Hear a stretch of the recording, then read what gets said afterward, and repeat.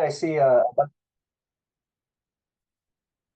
see a bunch of people hopping on. We're going to get started in the interest of time. My name is Corey Rolfson.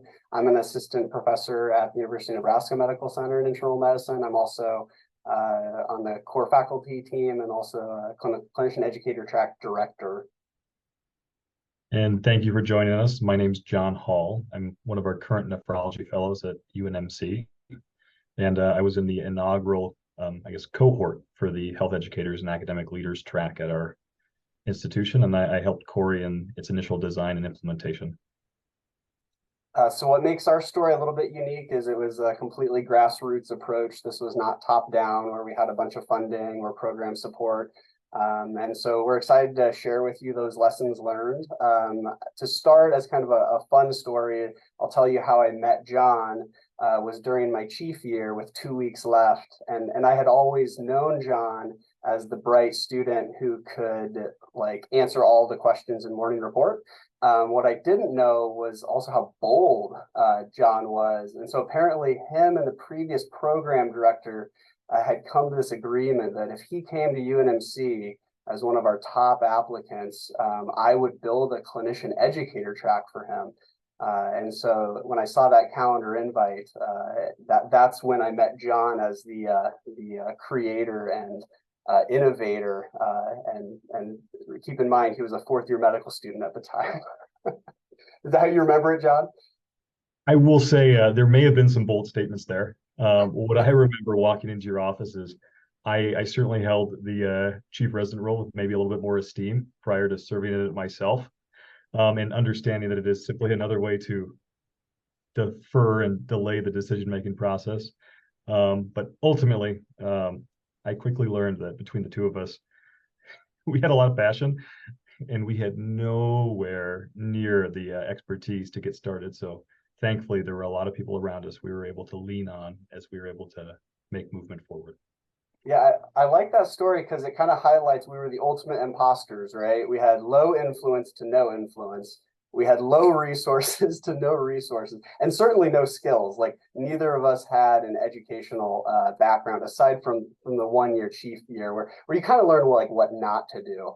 And so hopefully that's encouraging to you. If you're joining on and you have a plan to create a clinician educator track, I do think there's huge benefits to a grassroots approach, and you really don't need expertise. And so this story of imposters doing this should be encouraging to you. The ultimate goal, I'm not going to read these objectives. Our big goal is that you walk away with a 3 to 6 month plan, an 18-month plan, and kind of a 3 year plan strategy of how to launch a track specific to your institution. And so this is going to be very engaging. We want you to take a picture of the QR code. That's going to have a worksheet that each person can work on. If you're not next to a printer, this is something that you can just have for reference on your desktop and pull out any piece of paper and follow along. Because the goal is this session will build and will guide that 3, 6, 12, and 18-month plan in building a clinician and educator track. Out of the dozens of directions you could go, hundreds of people you could meet with, the goal is to focus and just get started. And so you'll walk away with that. The first part is a little bit boring because we're going to talk about us. And I just think that context is important. We're going to talk about how we spent the first 12 months building our clinician educator track called HEAL, Health Educators and Academic Leaders.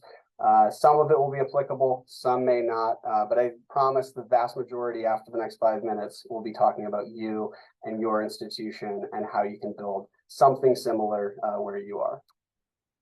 So we are now in our 3rd year of HEAL. The heads are getting smaller because we've been gaining steam, and through an application process that's become more rigorous, we actually have more trainees from more disciplines. We've expanded across the vast majority of graduate medical education, and we're on track to expand to college and graduate pharmacy and nursing next year for graduate nursing trainees. And the lessons learned, I would not have shared this vision with you 3 years ago. The original goal was just to build this within internal medicine, and how quickly things change when you realize kind of affordances. And so part of this will be able to help you identify what are the resources and opportunities that you should be capitalizing on in your local institution. But again, part of our initial success was because we were grassroots. So the best PR is in John's original cohort here. All of his friends were excited about this. And we got real-time needs assessment and iterative problem solving. So the second that someone ran into an issue, there was this direct umbilical cord back to John and I as the thought leaders and administrators, so that we were able to sidestep headwinds quickly. John, I'll let you talk about our local context. Yeah, so a little bit of background with regards to our program, because I think it's important to understand where we began in order to move forward. Our internal medicine residency program is probably medium-sized, roughly about 90 trainees year to year.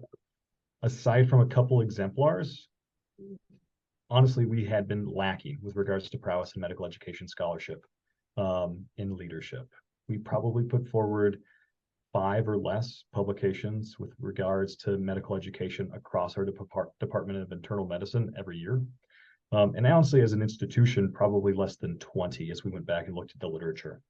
So we had a limited number of formal scholarship mentors with regards to medical education. Really no mixed methods expert in internal medicine, but we did have teachers in the trenches who were just passionate about that pursuit. They were committed to their craft, and interested in the education process in both formal and informal environments, both in classrooms and at the bedside. So that was one of our huge strengths, that culture, that passion around education that helped propel us forward.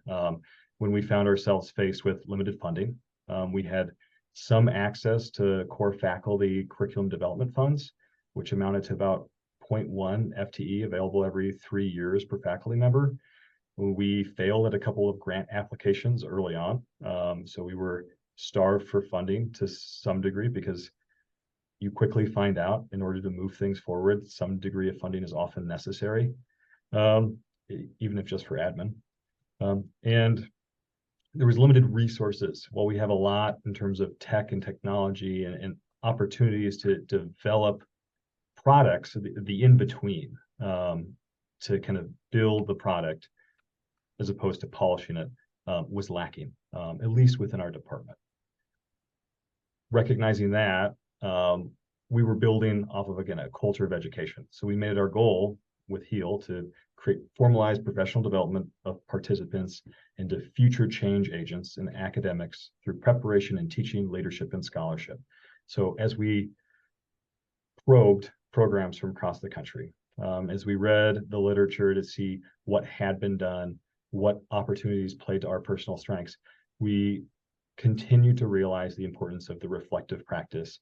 And as much as it's important to build skill sets in education, best education practices, and disseminate those across the clinician educators at our institution, we also developed that individualized experience is really important. That formative process, as persons really come to realize their specific role in both that community of practice of medical educators, but also in their own niche, whether they may find themselves in their fellowship as a junior faculty member in internal medicine in the hospital setting or in the clinical environment. Ultimately, we realized that medical educators are as heterogeneous, maybe more so than medical subspecialties. In other words, if you're a wonk in curriculum design, you might be doing something very different than somebody who focuses on bedside teaching with point-of-care ultrasound, more so than somebody who practices pulmonology versus gastroenterology.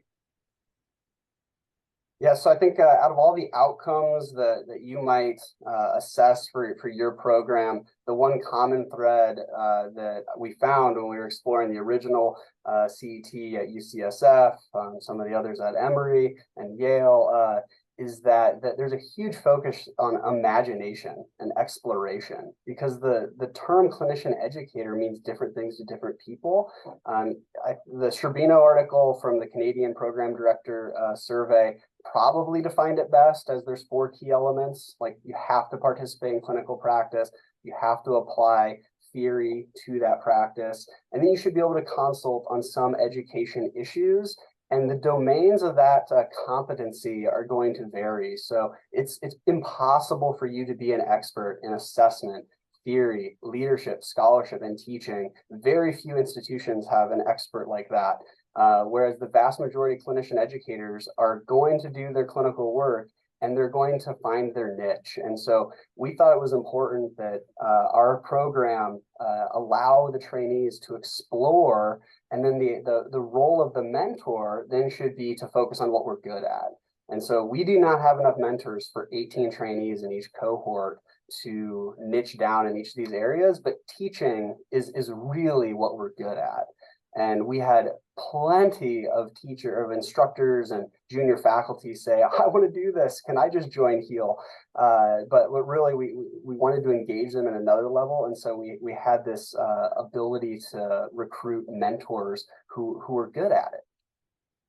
And so what this webinar is actually not about is the checklist of things that you need to be successful. This is going to vary by institution. If you look at the scoping reviews on clinician educator tracks, it varies wildly as to what's taught. You definitely have to have mentorship. 100% should have mentorship. Some things you can't get away with not having. Admin support, similarly. You should find a way to support an administrator if you're building a track. And you should probably also have an application process. But everything else, it's variable. So 90% of these clinician educator tracks taught feedback. 40% teach procedural skills.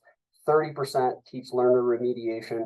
20% teach mixed methods research, and then they're delivered in different ways. 90% had small group teaching or workshop seminars. That's what we do with HEAL. We have 20 workshops over the course of 2 years. Other tracks, only 40% have journal clubs, and 5% of them actually focus on like 4 full-day retreats, and it's protected time for that day or two, and they work on a deliverable with a mentor, and the focus is on curriculum development. So the point of me telling you this is that you should focus on your strengths. What mentors do you have to carry over the finish line so that you can successfully achieve an outcome? So focus on strengths. But this checklist is not what we're talking about today. What we really want to give you is a strategy for success.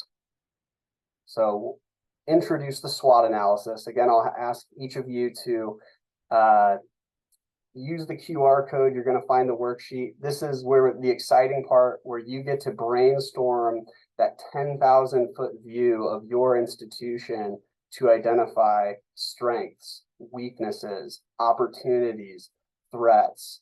And so we'll quickly go over what our SWOT analysis looked like, and then we're going to give you 2 to 3 minutes to actually write down the specific affordances in your context that man, if I just did this, we'd be really good. Or this could be a landmine to avoid. And so this is what ours looked like. The teaching culture, chair support, PD support, and our reputation. Internal medicine has a really good reputation across the College of Medicine. And so our program director and academy lead, they're just very, very active in teaching. And I honestly don't know if you can launch a track if you don't have those 4 things in place. We also had core faculty funding. It wasn't a lot. It was different 4 years ago than it is now, so 0.1. And then we also had an administrator budget, along with a bunch of fellowship program directors who were on board because they like the idea of being able to recruit trainees from diverse backgrounds with diverse interests. The weaknesses, like John talked about, med-ed scholarship. We did not have a lot of publications, probably 2 exemplars in our institution, and we also have no protected time. So UNMC residency is a very clinically active, busy tertiary care center. And aside from like a 1-month elective that you could take for research, There's not like a standard day for study or research time. So that was considered a weakness. Neither John or I had the professional expertise to do this. We just did it, and also no grant. You'll quickly realize in your opportunities, and I want you to focus on this as you brainstorm, there are going to be a couple key players that give you the lay of the land. So if you think about a survey of the land, the first thing you're going to do is go to the highest point to survey the land, or you're going to get in a plane, better yet, have that 10,000 foot view, and someone's going to be able to see all of the resources available. And that's what you're trying to do here. Right now, you probably cannot do that because you're not seeing clearly, but there's going to be a person or two on your SWOT analysis, and we're going to transition to stakeholder mapping next, who can do that for you. That should be a priority in your first 3 months, is meeting that person. For us, it was Brian Borner. This is the program director of endocrine in our institution. He also happens to be the lead of our Academy of Educators. Our academy is not like Mayo or some other institutions where it's super robust, but it has like laid the infrastructure to give a lay of the land with a lot of relationships that have been valuable, and who did have some of the education experts that we could lean on. We would not have known those resources existed if we did not meet with Brian Borner early. One of the first things he told us was that the College of Allied Health was building this master's program in teaching, and that they had a need for clinician education at the bedside. They had this amazing remote asynchronous master's program. What they were missing was the clinician educator expertise. And so when John and I met with them, we were able to offer that. And so we had value we didn't realize at the time, that we were able to partner in a way that actually allowed us to get graduate studies credits. And so that's a great example of, just by getting a lay of the land, it gave us an advantage that helped differentiate from other programs and set us up for success. The other person that we met from meeting with Brian Borner was our faculty development lead, Linda Love, and she challenged us. She said, if you're going to have a dynamic curriculum, it can't be on the backs of internal medicine docs. You guys are busy, you don't have protected time. And so what happens when there's turnover or when things change? AI, 3 years ago is completely different than it is now. And so she challenged us, if you want it to be dynamic, you should lean on the academy and folks outside of the institution. And so what John and I had to do as a decision point was say, is it okay if we go interdisciplinary, if we offer this to others outside of internal medicine, even if internal medicine does the initial funding? But what it proved to us, and looking back, was it allowed us to get access to graduate studies credits, to partner with experts regionally and nationally that we may not have been able to partner with if we kept it within our own department. E-learning and IXL was another affordance. So this was an opportunity where millions of dollars have been given us through government grants to build this beautiful sim center out of the Ebola epidemic a few years ago. And so we've got this amazing sim center with sim researchers and e-learning modules that the chancellor has funded, and it's been a priority. And this was an opportunity for us that we capitalized on over the last 3 years. The MedEd Fellowship was launching. So Dr. Welniak, who also had completed a MedEd Fellowship, we leaned on his expertise. And one of his needs was that he had a fellow who was going to be isolated and didn't have a community to join. And so again, we realized, oh my gosh, we have value here by creating a community of practice for others. The MedEd track and UME, we were filling the void for GME. And then UNMC also had a focus on coaching. One threat real quickly is junior faculty interest. And actually, John, I'm going to save that for the next slide, along with GME barriers. So I'll let you take it from here. Take say 2 minutes. If Corey, if you want to walk back to that slide. Yeah, sorry. Just pen and paper if you have it available. If not, if you can type a sticky note on your computer, and just put mine to paper. Think about your own institution, the lay of the land, what sort of curriculum that you are looking to implement, and see if you can jot down a handful of strengths, a handful of opportunities, that are obvious or that you would like to explore. And then maybe most importantly, some of the weaknesses of your institution, some of the potential threats. If you don't know any, that's okay. But we'll give you about 2 minutes and then give room for commentary, and move forward.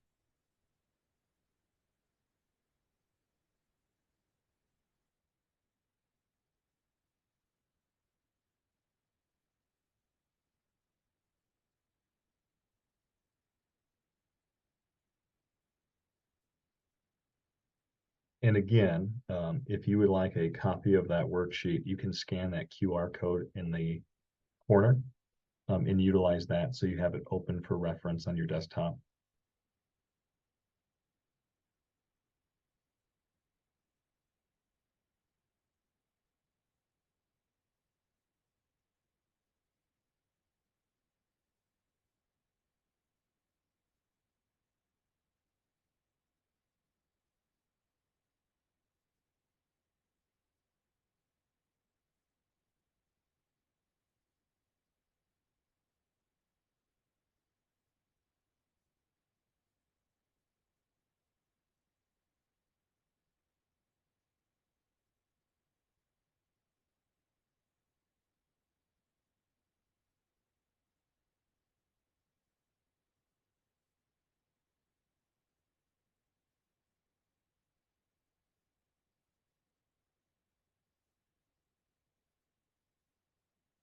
And then just another 60 seconds before we move forward. But we will refer to this, we will use this as we build our strategic plan moving forward. I'm curious, did anyone come up with, particularly the external ones, opportunities or threats at their institution that we didn't list? Maybe for someone who's also built a clinician-educator track or is building one.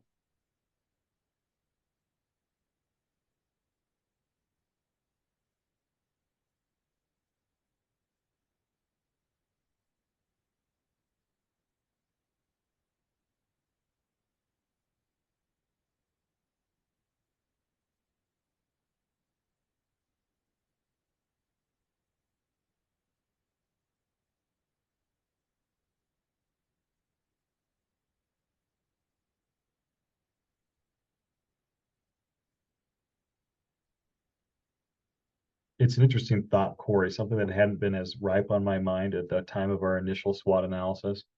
But the promotion and tenure committee at our institution is something that bounces back and forth for me as an opportunity as well as a threat, because there's always this ongoing conversation, especially for faculty members who have limited time.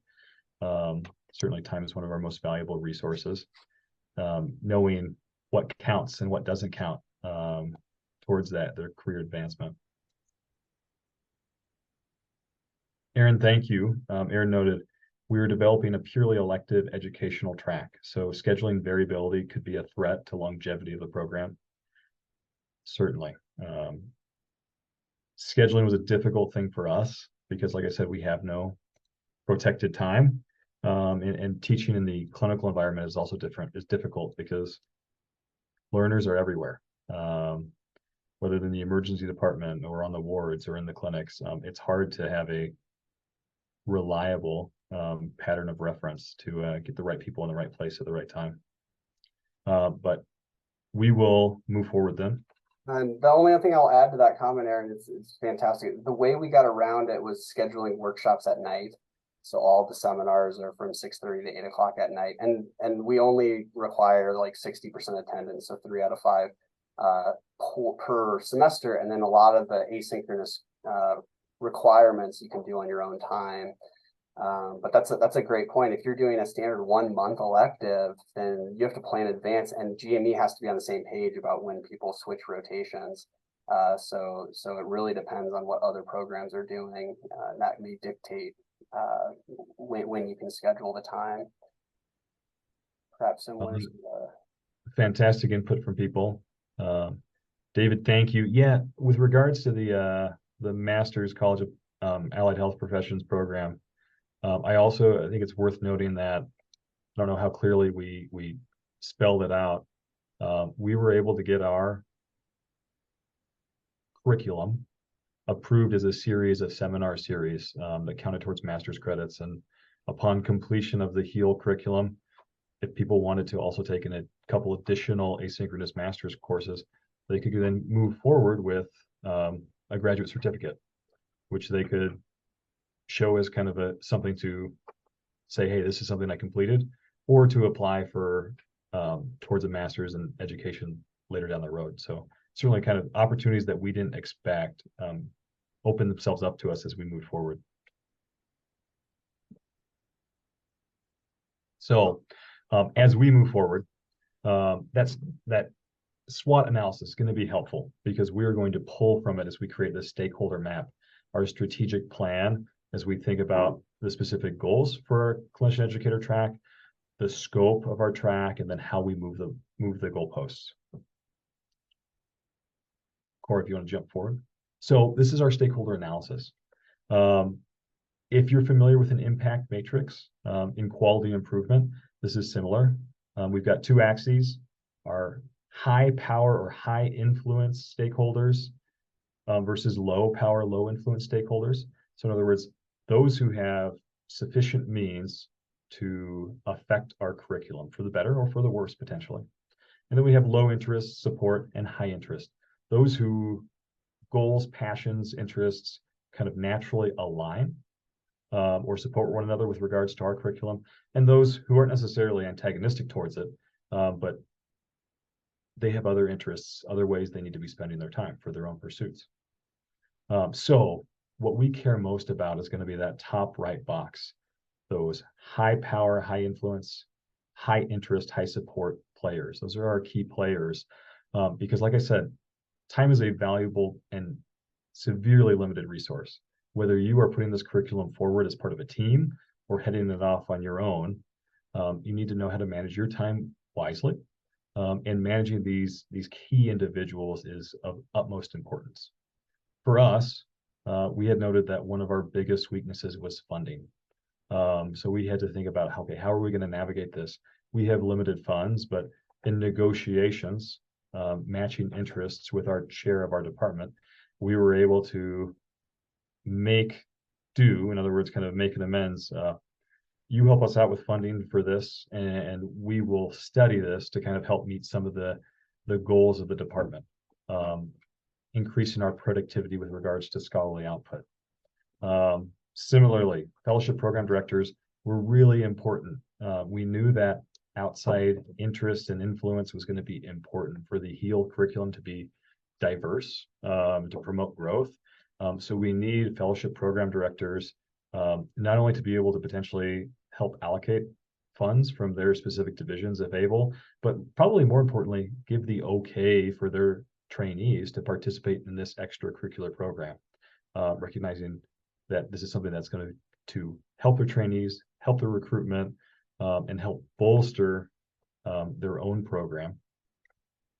We talked about the Academy of Educators at our institution. So again, we lacked kind of that expertise, that formal clinician educator expertise and formal mentors within internal medicine. This gave us an abundance of opportunities to take advantage of, mostly person power. And then the College of Allied Health, so in other words, that master's program we discussed, was integral because again, it gave us kind of that rigorous backbone for our curriculum, noting that Corey and I really lack that expertise ourselves. But it's somewhat tumultuous, right? These key players can change at any given time. People are promoted, people may take jobs outside of the institution, leadership changes, or personal needs, personal interests change based on things that happen at your institution. Graduate studies wasn't even on our radar, but suddenly overnight, the health professions teaching technology masters that we had aligned ourselves from shifted from College of Allied Health to graduate studies. And that shift meant an entirely different leadership team that we needed to acclimate towards and assess their specific needs and interests.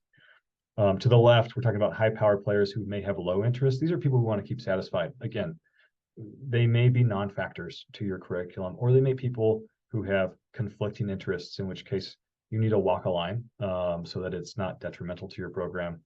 And then those who you want to keep informed. So in other words, people who are interested, who may be able to lend hands, but aren't necessarily going to drive the ball forward.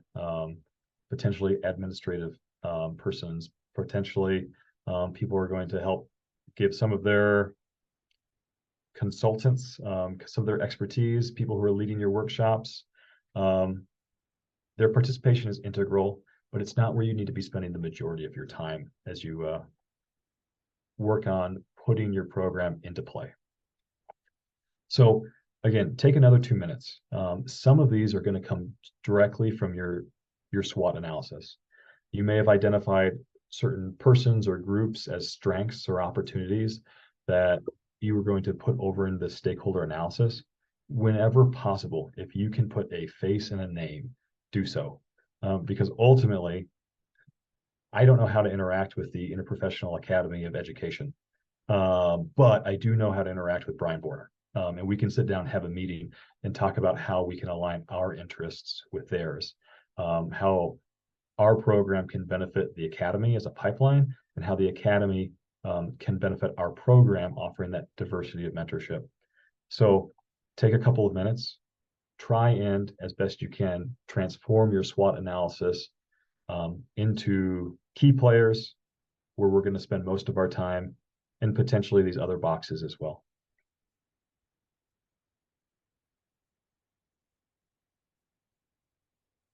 And yes, please, if you're joining late, utilize that QR code so you have a copy of this worksheet for reference, either throughout this activity or afterwards.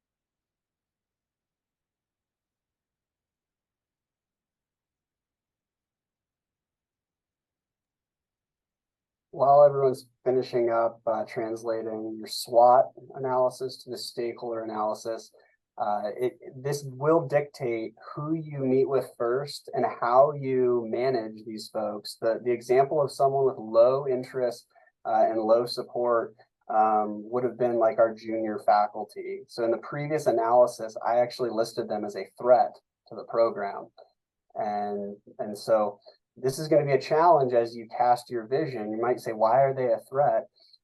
Well, we actually had overwhelming interest from people who were just 1 to 2, 3 years out from graduation. And they would have quickly overwhelmed the learner interest. And so just to protect psychological safety of our residents and fellows, would have been odd for them to be getting assessed during the day and then at night be vulnerable in some role play activity on negotiation or conflict resolution. We just drew a line in the sand and said, HEAL is for residents and fellows only. That's the community. And it was hard for some junior faculty who wanted an exception to be made, but we considered them a low power, low interest party, and we just quickly said no. Whereas that's not how I would have responded to the DIO if they said, no, I want this. Even if they were not a supporter, we would have spent more time discussing that to make sure that we're navigating it more carefully. So the point in all this is it feels like you're sailing and there's crosswinds, headwinds, tailwinds that are changing at all times. And you have to stay true to your mission, your values. What is the value proposition you bring to the institution? And be thinking about all these things as these parties have different demands. I've also never gone sailing because Nebraska is landlocked by at least three states, but that's how I imagine the feeling, and that what the experience is like in your first 12 to 24 months of building this. Utilizing that stakeholder analysis. Now we're going to transplant predominantly those key players, that high power, high interest group, to a list. Whenever you have a group, whenever you have a group at your institution, whether that's your associate program leadership team, or an academy of educators, or a group overseeing a simulation lab or something of that sort, try to identify a specific individual that's going to be exceedingly important, because again, you need somebody who you can put a name and face to, who you can sit down and meet with. Then, whenever able, try to identify that individual's interests. I'll come back and talk about this after giving you a couple of minutes. You won't be able to have all of the interests up front. That's okay. That's why you're going to meet with these individuals in the first place.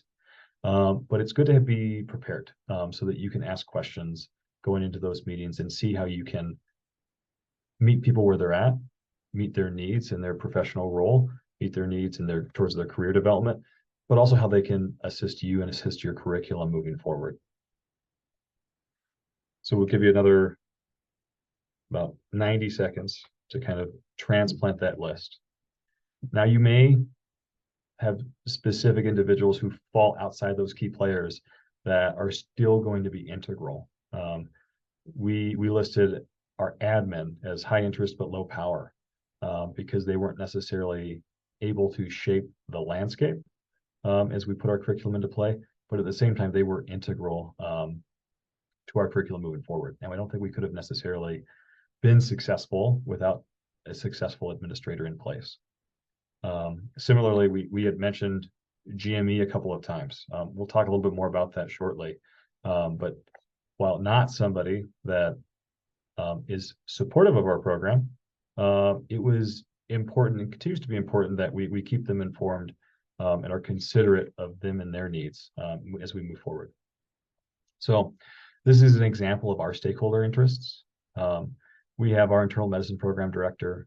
We have Tanya Custer, who heads that master's program that we discussed, the HPTT courses. We have TJ Welniak. Again, this is one of our content experts, one of our individuals who was leading the educational fellowship for the emergency medicine department. We have Michelle Howell. So this is one of our mixed methods experts from the health educator interprofessional academy of educators at our institution. And these interests are unique to each individual. Most of them we were not aware of before we met with that individual. And it will be exceedingly important, again, as we align and move forward and build momentum. But the takeaways of this, first and foremost, really, you have to be your own cheerleader. You are the champion of your project. You need to be excited, enthusiastic when you're meeting with these people. You need to give them your best sales pitch each time, but also with in mind what their interests are. Point two, it's okay to be candid. It's okay to ask, what is it you need with regards to your professional development? What is it that our program, our curriculum, as we're building, can offer to you? How can it help you? Maybe it's as simple as someone needs hours for their participation in an educator academy, or somebody needs something that is going to help facilitate their promotion and tenure. Maybe it's someone needs an opportunity, a space to implement a smaller curriculum of their own that they have been developing. But if you don't ask, those may be oversights. Three, have a specific ask yourself. More than just, are you going to be a mentor for our trainees in this clinician educator track? But are you willing to mentor our trainees? Meaning, are you willing to give 30 minutes of your time to meet with a mentee at least every month over the course of the year, and also give time and space to coordinate an opportunity where you observe them teaching in a clinical environment and give them feedback at least once a semester? Or is your division able and willing to give $1,000 in funds annually to this program so that we're able to continue to grow and continue to support our administrative team as we take in new learners every year? So those specific questions can be hard, but you've identified your stakeholders for a reason. You know what strength they're fielding or what weakness they're covering from your SWOT analysis. So it's important as you prep for those meetings to have those questions in place. Understand their interests and come with your own asks. Yeah, I think the key term that I would take away from this third activity is alignment. So no one is going to volunteer their valuable time to help you out. It's either because they believe in what you're doing and have that shared interest, or because it aligns with some other goal. And that's okay. And we just need to ask people. And so rather than having like one elevator pitch for your clinician educator track, you're actually going to have to develop like one for each meeting. And you won't be able to develop and design that pitch unless you know their interests. And for some people we've met 2 or 3 times, like I'll admit, I still don't know their interest.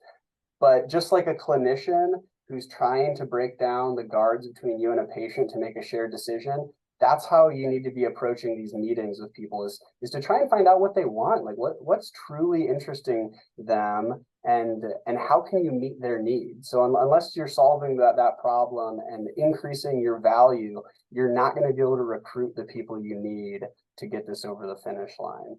And so I just wanted to share quickly some of the value propositions that just by having a clinician educator track at your program are part of our elevator pitches. Number one is enhanced GME recruitment of learners that share your values. It's hard to recruit to Omaha, Nebraska. Our winter sucks. And so for someone on the coast to overcome that, like we've got to be selling the clinician educator track or something to get them here. Optimization of the clinical learning environment. So when you build an educator track in GME, it doesn't just benefit those residents and fellows. It increases downstream opportunities for med students. That has to increase interdisciplinary interactions and dissemination of projects across cultural silos from multiple disciplines. And then it also reinforces faculty development. So that's something we commonly talk about with our chair, is that, look, we've engaged this many faculty in Kiel, and they are better faculty because of it, because they're wearing that brand. Also increased opportunities for scholarly activity.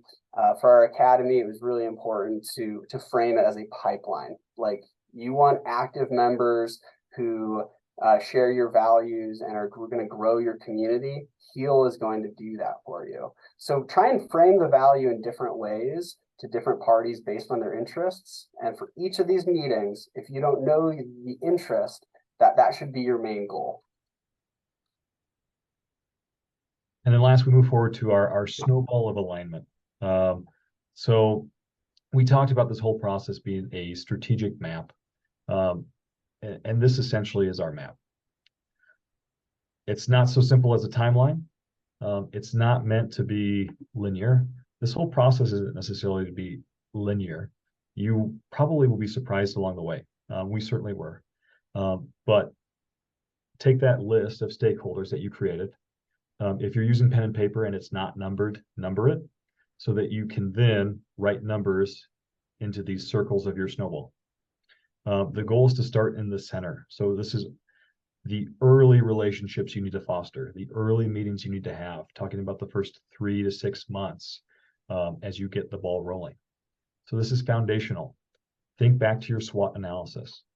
What opportunities can you not afford to miss? What weaknesses do you absolutely have to cover? So for us, our weaknesses included funding. So we had to have funding through some sort. We had failed grants. Thankfully, we were able to secure temporary funding from our chair. We had to have an admin. Corey and I don't have expertise in admin. and we weren't getting paid to do this. So we certainly didn't have protected time to take over the administrative role either. But that funding was also crucial in order to secure admin. So while they both fall within that first 3 to 6 month window, it was important to delineate. Other things that were important. We thought GME was going to be a huge house of resources for us. We figured GME is here to support our house officers. We're looking to develop or help in the formation of our house officers. Our goals ought to align. We were surprised. We walked out of that meeting with our GME representative with our tails between our legs because we didn't have a good understanding of their interests walking into it. That's okay. This is meant to be a map, which means there's going to be construction. You're going to take a detour from time to time, and that's okay. When you get off track and are lost, it's okay to step aside and ask for directions. When we were surprised by the GME's interests, what we learned that their primary goal is house officer wellness and protecting house officers' work hours. They considered our program, albeit extracurricular, to potentially be a risk for work hours and wellness. So they wanted us to prove that it wasn't. That made the internal medicine residency program director all the more important to have in our early window, because we needed to start small and pilot our program. Because the GME, while they didn't align with interests, they were still high power, and they were a potential threat to our program after that meeting. They kept their eyes on us, and we worked to keep them satisfied. Yeah, that's a good point, John. But part of our program evaluation was not to assess wellness of trainees or track ACGME work hours. The main reason we did that after we met with the DIO here is because that was important to him. And so that's what we did. If it was a person of low power and that was their demand, we probably would not have succumbed to that. And so the point of this is activity is to identify in the second and third layers those more aspirational alignments of resources. So for us, the vice chancellor, who's got a lot of funding, is on that list, and that's not someone we were going to meet with within the first 12 months without having a little bit of credibility, a pilot with some data, some positive momentum. I think had we met with high power players early on, that we would not have capitalized on the momentum. But one example actually was more serendipitous. Where the CCM award, like winning teacher who just wins every teaching award, was not interested in HEAL initially, probably because John and I have no influence. But after a year of building it, and we met with him, he was actually excited to deploy his vision. He wanted to do this within critical care. And when we built the infrastructure for him, he was able to cast a vision to do like video recorded performance coaching. And we learned about that with 2 months before the launch date of our inaugural cohort. And John and I looked at each other and we're like, this is nuts. We can't do it. But at the same time, like, this is the type of educator we need to have credibility and take HEAL to the next level. And so that was one example of, with growth, we were able to recruit a really influential stakeholder, and it really changed the trajectory of HEAL. Now HEAL's like centerpiece is on self-reflection and video-based coaching, and that's going to change the curriculum. So at some point, you have to also be flexible and be open to some of those more serendipitous encounters. So I think we're going to end a little bit early just with some lessons learned. Number one, meetings with aspirational allies should not occur in the first 6 months. It's a bad idea. You don't know their interests, and you're not going to recruit them towards that outer snowball until you've got the basics in place. And so you do have to move beyond a vision and actually have some infrastructure in place. Number two, leave room for serendipity. Don't prematurely close on the vision. One of the best things that John and I did in approaching meetings was admitting that our vision is early. we're open to ideas, and engaging stakeholders early in that vision builds buy-in. And I think that that was one of the secrets to success with HEAL. And then lastly, every meeting is an opportunity for you to understand someone's interest, get a lay of the land better, and kind of go back to activities 1, 2, or 3. But ultimately, large or small, it's also an opportunity for an ask. And so there are people in that first 6 to 12 months that we met with, and we made an ask, and we still have not followed up on it because we're in building mode. And so asking for those preliminary commitments of, hey, if we do this, do you think there's potential here? Getting those soft and hard commitments, it's never too soon to make that ask and be specific. I'm really curious, just since we're one institution, if we could open it up, and if you have specific ideas, a SWOT analysis concern, a stakeholder interest. John and I've been doing this for 3 years now, and I feel like we've hopefully can help navigate or solve problems for you. So what have you experienced, or what are your concerns?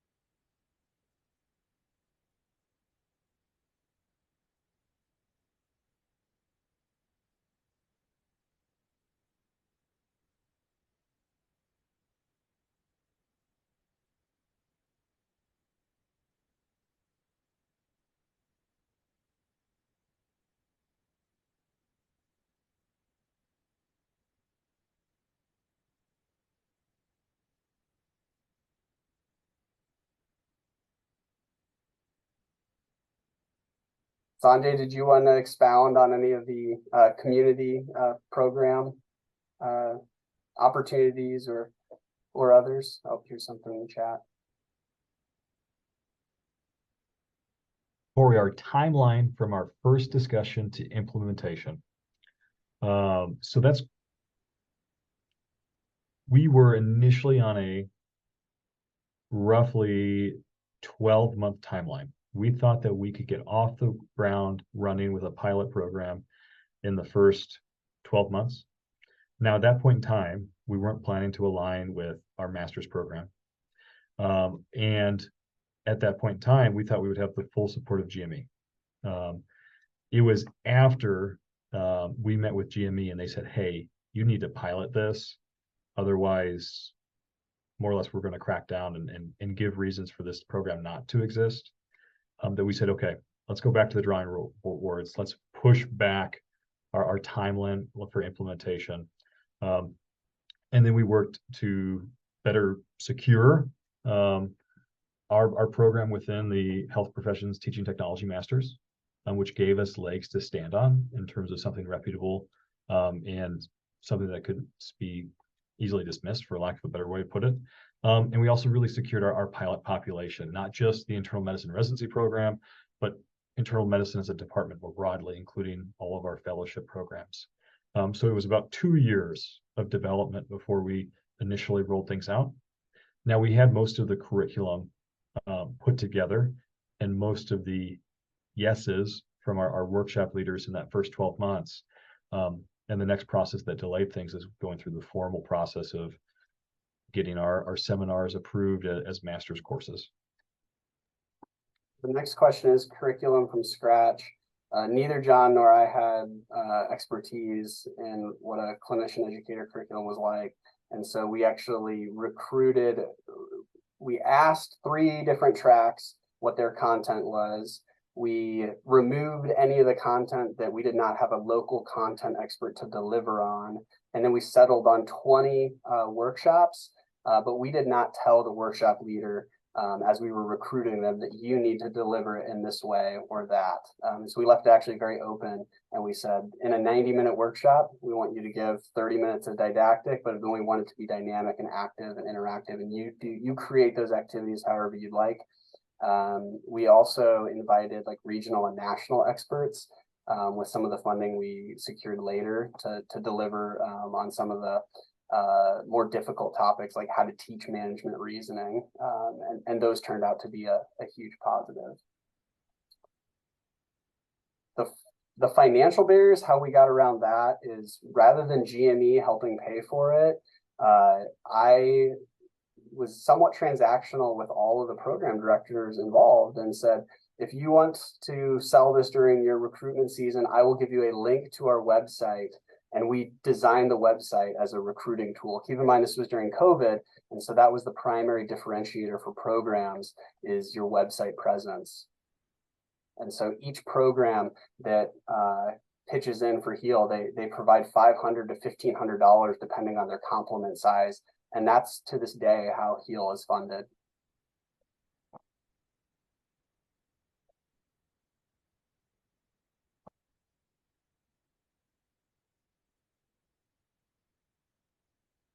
Any other experiences or challenges at your institutions?